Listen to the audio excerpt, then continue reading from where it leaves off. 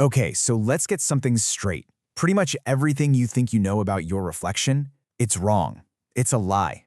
Not, a mean lie, but it's this huge misunderstanding of physics and psychology that we've all just kind of accepted our whole lives. So let's finally pull back the curtain and see the truth behind the mirror.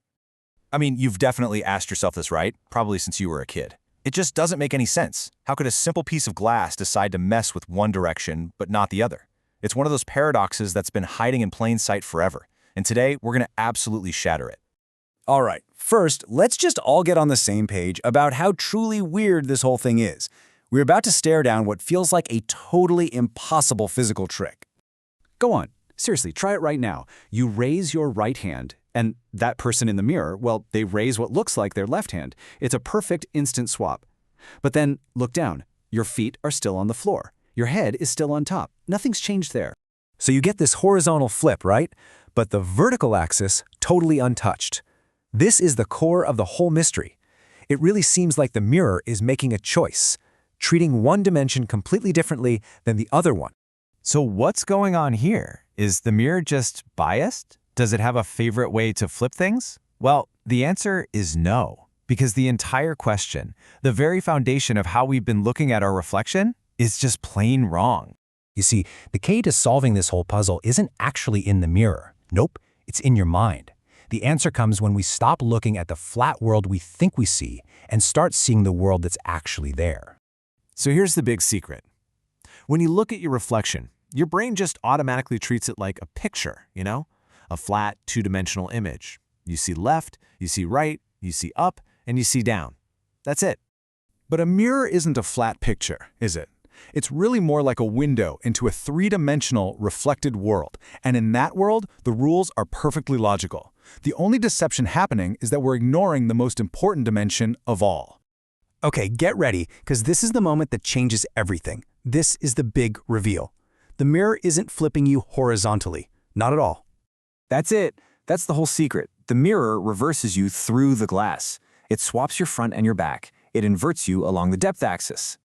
This hidden dimension, what scientists call the z-axis, is the key to making sense of all of this.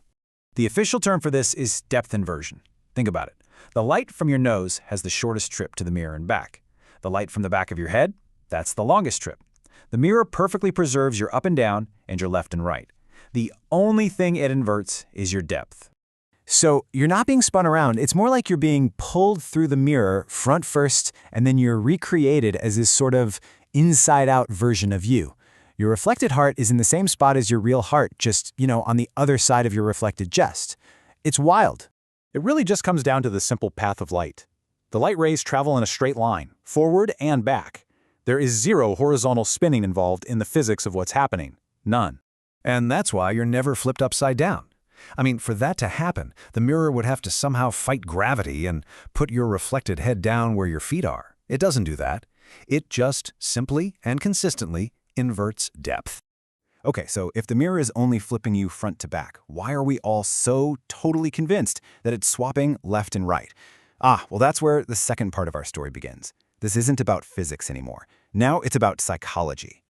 Your brain is this incredible pattern matching machine, right? So it sees this depth-inverted person in the mirror, which is a physically impossible way for a person to be, and it scrambles to make sense of it. It asks itself, how could a person be standing there facing me? And your brain's solution is a shortcut. It just imagines a normal person, someone just like you, walking behind the mirror and then turning around to face you. And, well, if they did that, their left and right sides would have to switch places to match the image you're seeing. See, we're built with this really strong sense of horizontal or bilateral symmetry. We're just used to people and things turning left and right.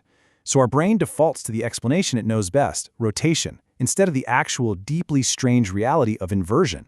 And there it is, the final piece of the puzzle. The left-right flip, it's a complete illusion. It's a story your brain tells you to make sense of a world that's been turned inside out. The mirror is just an honest reporter telling a bizarre physical truth. Your brain is the one creating the lie. Just think about that for a second. If your brain can cook up such a convincing illusion from something as simple as a mirror, what else is it doing? What other parts of your reality are just convenient shortcuts your mind has invented for you? Now that is something to reflect on.